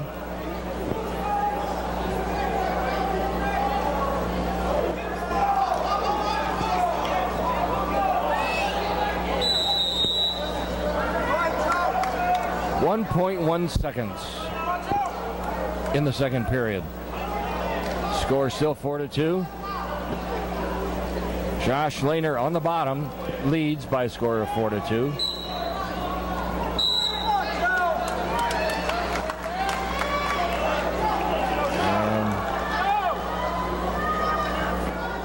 Tacey takes down.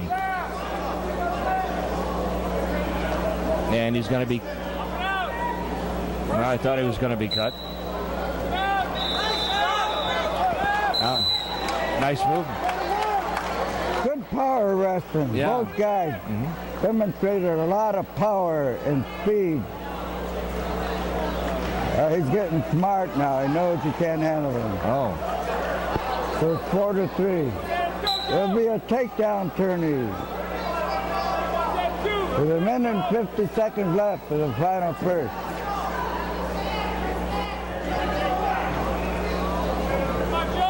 Gotta go double. No. Good call, good call. The crowd don't like it.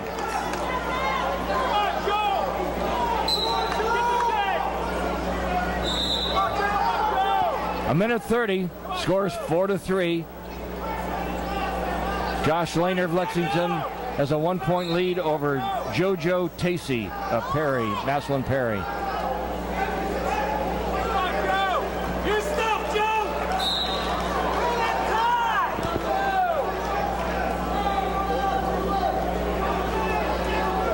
Oh boy. Hit a duck under and didn't know where he was.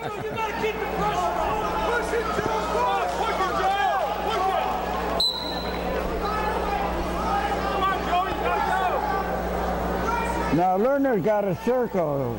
Yeah, he's got to keep moving. It looks like you're wrestling, but you're not. When you circle, the ref can't call a penalty on you. And I don't know, not too many coaches know this. It's pretty elementary, but I think you're right. No. Oh, really? That changes the lead. Okay, Did that look like a takedown to you? Well, he had a better angle than we did. Okay. The lead changes now. JoJo Tacey, number 1 seed, takes the lead by 1 point, 5-4. 37 seconds left. Josh Lehner has to get out from the bottom in order to tie the match. This might be an overtime deal. Yep. Or no, it could be a reversal. No. 18 seconds. And that ties the match. Oh boy. Oh, No. baloney. Oh. That's the worst call of the tourney. Oh, that doesn't make any sense.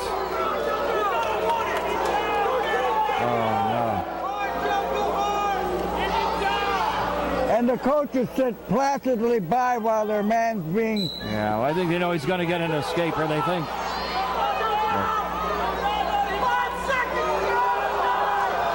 That's... Oh, boy. Oh, what an amazing finish. That 1 was a second fine time game. goes. Oh, boy. You got to finish. Wow.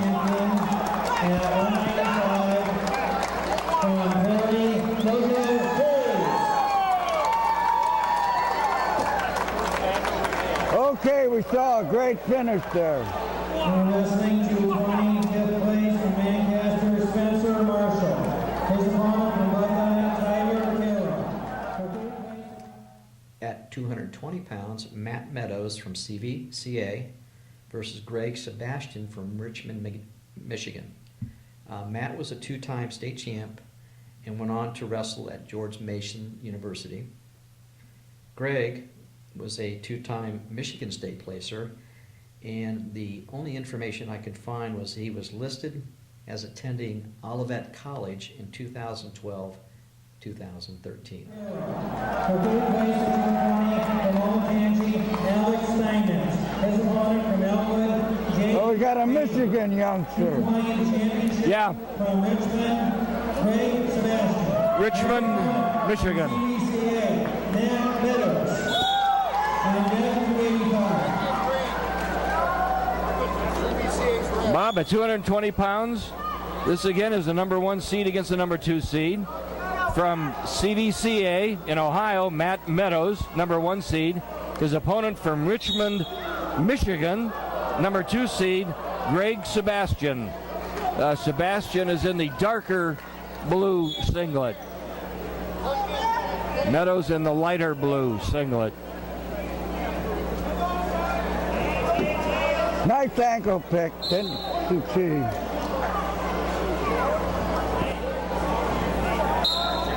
That's a hole that's really kept in the dark, an ankle pit. There he tries it again. He's not snapping the head simultaneously. Matt Meadows takes a 2-0 lead.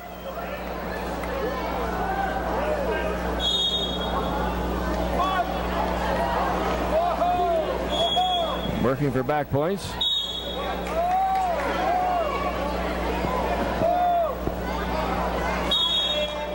That'll be 3 back points. 5-0. 5-1 with the escape.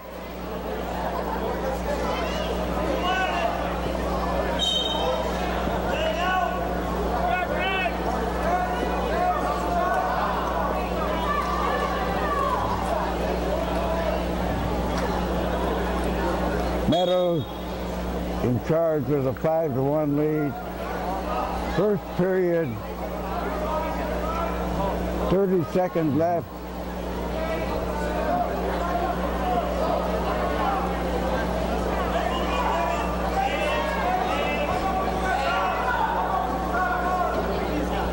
Meadows. These are both seniors, both placed last year in the state tournament, their respective states, at 215 pounds.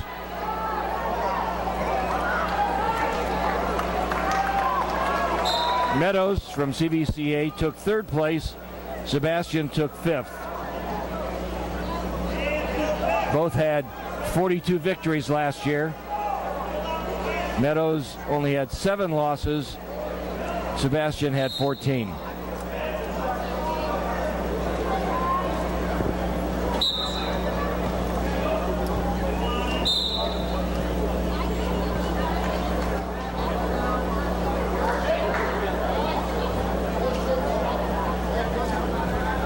Meadows knows he's got this guy under control. He's very lackadaisical about expressing reverence for his opponent.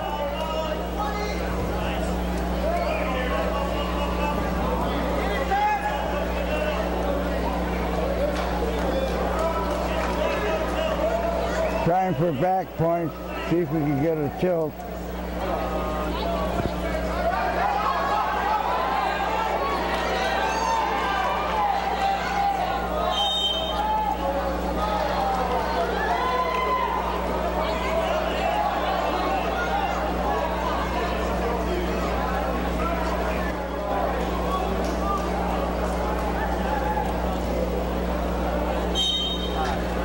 As a team, Richmond was in sixth place coming into the finals this evening. 6th place is a one-man team. Well, they only had 1 in the championship, 2 in the wrestlebacks. We've seen Meadows at CVCA manhandling his opponent to the extent that he may get a pin out of this.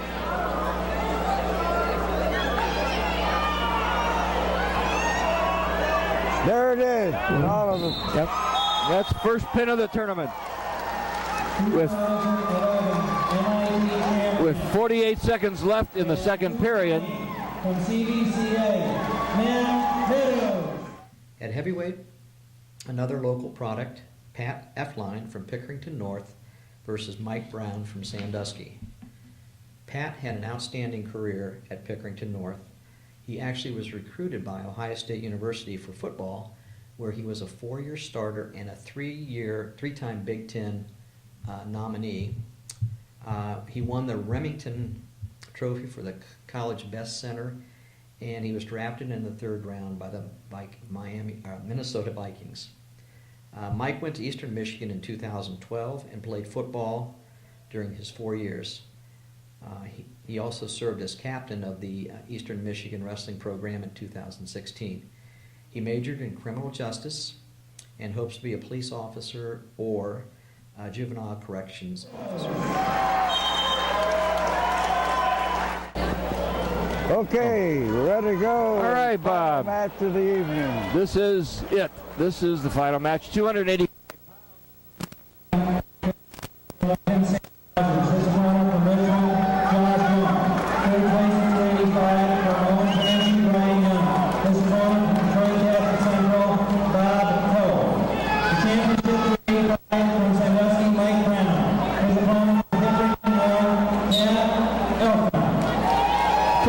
again, we're looking at a number 1 versus a number 2 seed. 2 seniors from Sandusky, Mike Brown. That would be in the white and blue singlet, predominantly white. And then from Pickerington, second finalist from Pickerington North. The other was at 106 pounds. Pat Elflane.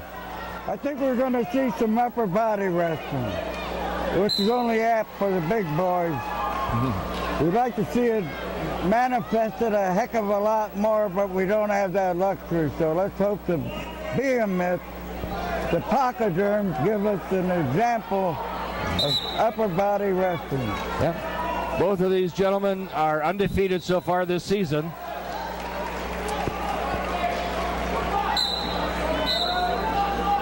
Brown would be 10-0, and Elflane would be 14-0, including this tournament.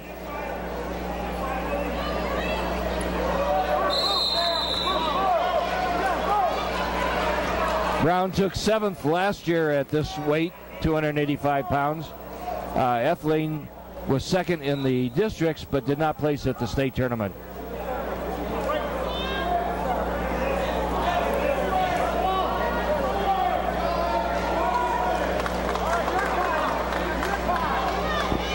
We're getting into a typical heavyweight match where neither man penetrates.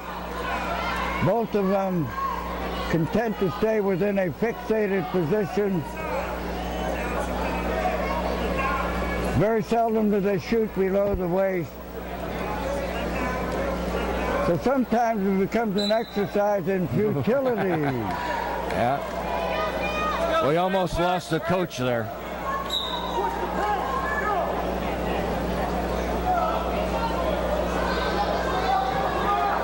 Elfline trying to trade off, fighting for inside position. We're down to 8 seconds.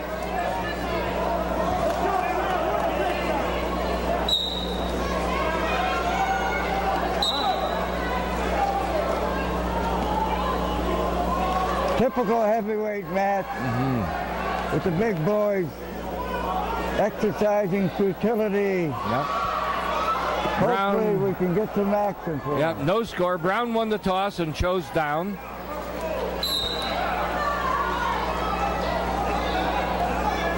Step in to the Wizards.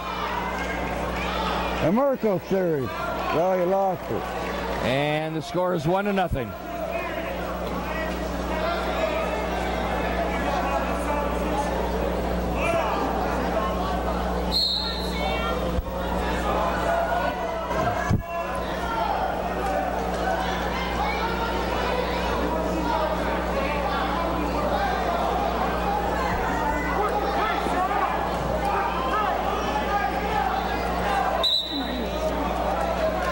That would send us into the bleachers. Yeah, we almost lost a couple of announcers on that one.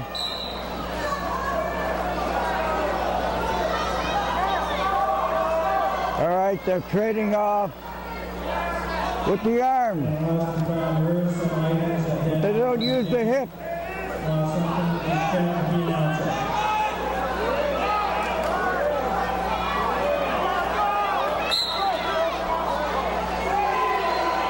Both boys given a warning.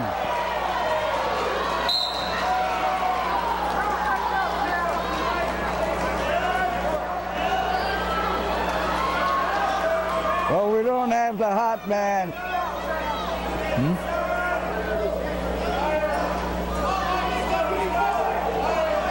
They're fighting for inside position and little else. All right, now, got a body lock. Score stands at 2-0 with 35 seconds remaining in the second period.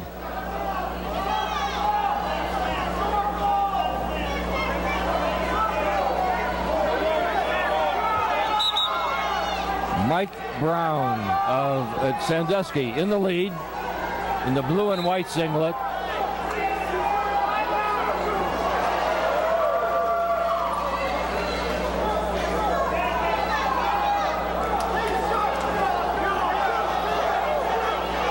was the first demonstration of power wrestling. Yeah. Good skilled approach. Didn't finish, but good start. Okay, we're into the last period.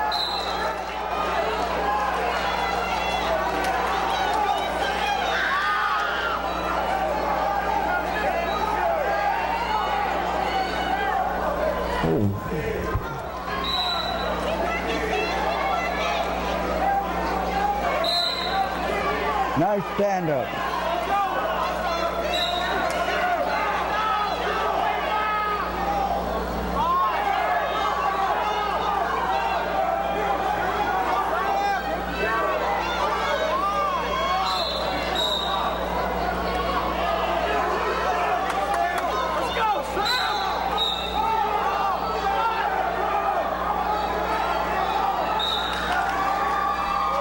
Pickerington North got to pull it out and behind 2-1.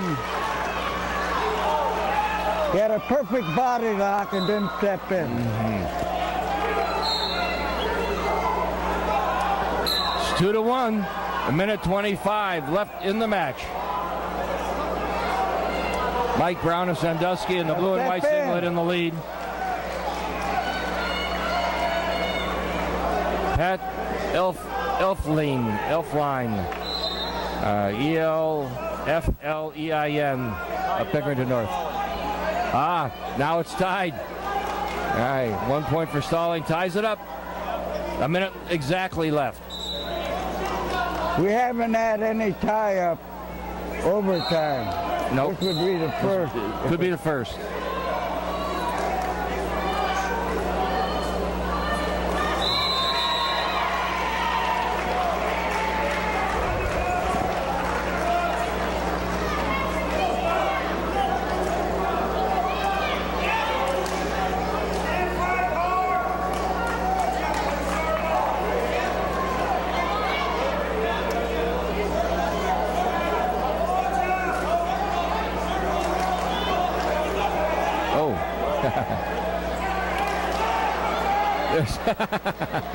Like that, 20 seconds left.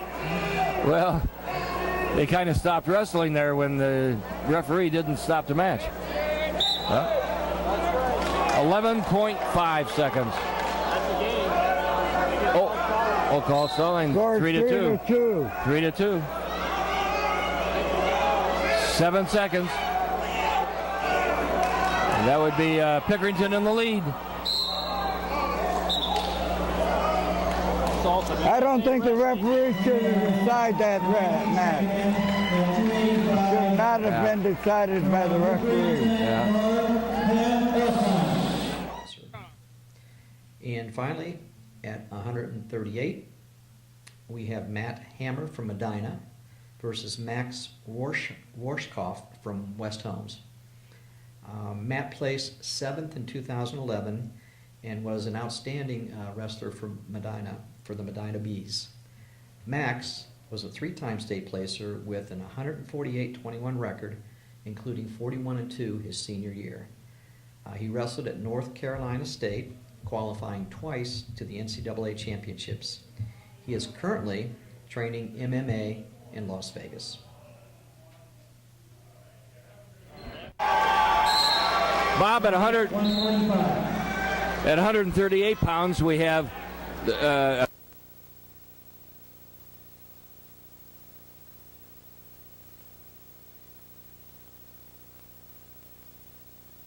fourth seed. The number 3 seed is Max Roshkoff of West Holmes High School. Well, I'll tell you, this hammer is a hammer. Hopefully he vindicates my making that statement. He's in the blue, in the green. In the green. Came down to Columbus, hits an ankle pick. Great counter wrestler. Look at this nice, beautiful. That's very nice. This is real wrestling. Yeah. Face lock, get up to the face lock. Very solid. Oh. This is great wrestling. Fantastic wrestling. Sequential wrestling of the first magnitude. And it makes the Medina fans very happy. Yeah. He's a change-off artist. Look at this. Yeah. He's a hammer. He's rightly named. Yeah, he's the only Medina wrestler in the finals, championship final matches. Yeah, I remember his visit to Westerville North. He demonstrated his awesome power. But what he's so good at is the change-off artist. That's hard to teach at the high school level. Mm-hmm. Look at this, he's doing the blue boys coming up front. He's got the claw. Changes off. Mike Chin face lock. He's nice about it.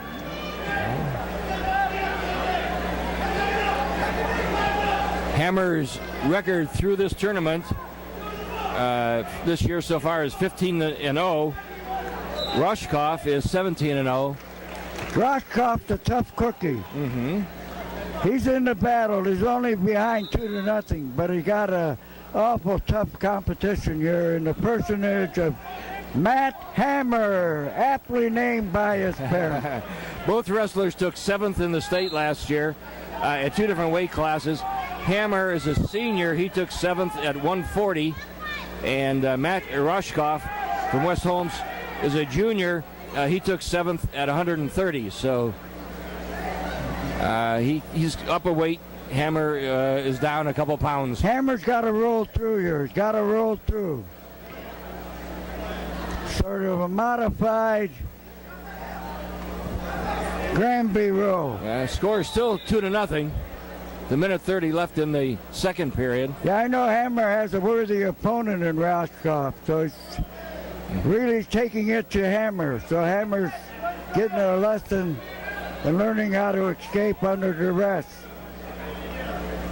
Minute and 15 seconds to go.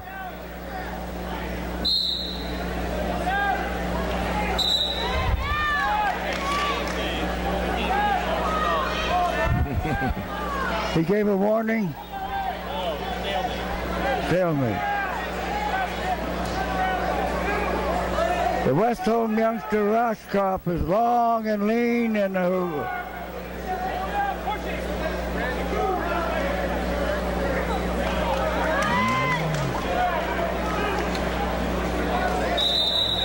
warning for Rushkoff.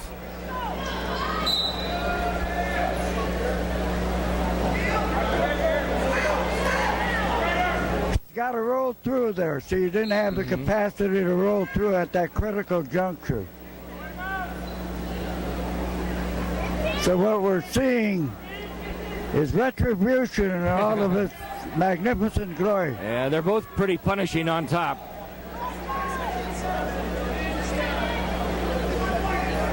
That's awesome. That's great riding. And the crowd is in now he's got to go into a full bridge. He missed the opportunity.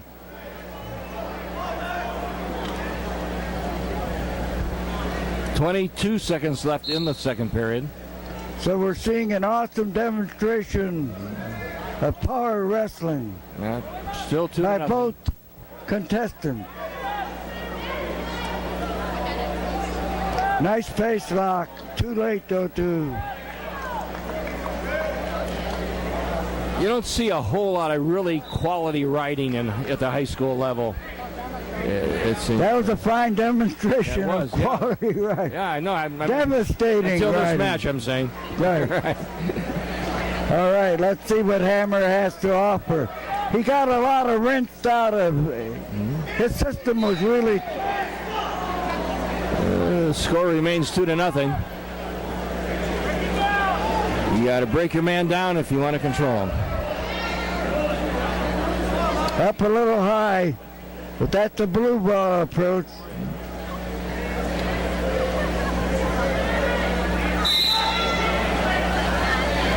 Nice trade-off. Rushkoff's trying to switch, but no go. A minute 30 left in the match. Still 2-0. It's a close match, Bob. Well, what I would do, Hammer has the option of letting him go. And He got rinsed out pretty good in that second period. Yeah, if he gets in He danger. doesn't have all of his faculties. Yeah. He made. There you go. That's good. Okay. That makes it 2-1. This is by far the most intense match. Yep. Hammer in the lead by 1 point. Scores 2-1. Hammer of Medina in the green singlet. Okay. We're seeing Roscoff going into the Tiger approach.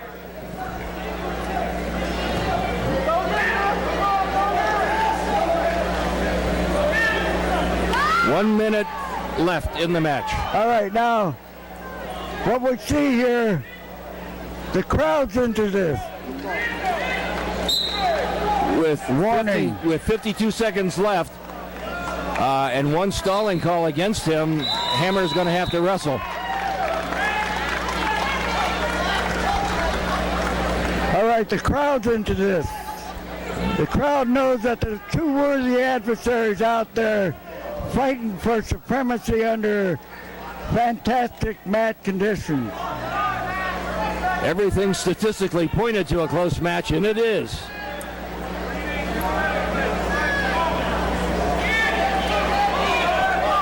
Hammer's trading off. 20 seconds. Pull inside. That's it. The crowd wants a stalling call against. But there's not going to be one. Part of the crowd wants it. 10 seconds to go. Still 2-1. And that's 2. Beautiful finish. Fantastic finish. Marvelous.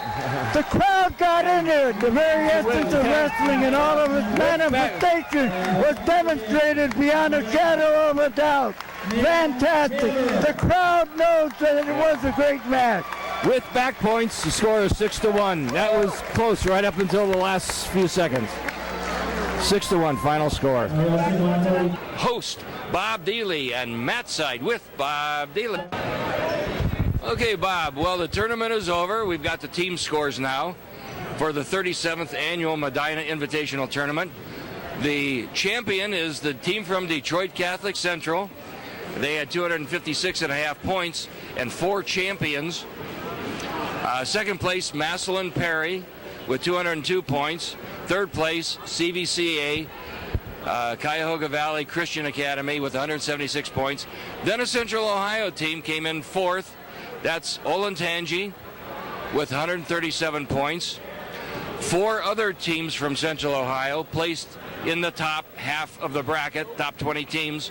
That would be Lancaster in 11th place, Pickerington North, 14th place, Hilliard Darby, 16th place, and Westerville North took 20th place. Pickerington North, of course, had 1 champion. So that wraps up the tournament. Bob, what do you think? I think the Detroit Catholic School would be a very suitable replacement for St. Ed's, and it would be something marvelous to see them come back and wrestle St. Ed's at this tournament. It would set the wrestling world at the high school level on fire. So with that, we saw great wrestling, far superior to what I anticipated, and we saw enough potential state champs to fill the arena. And with that, it was a great show for all concerned. Okay, and that wraps up the 37th annual Medina Invitational Tournament. This is Eric Loveman along with your host, Bob Dealey, and Matside with Bob Dealey.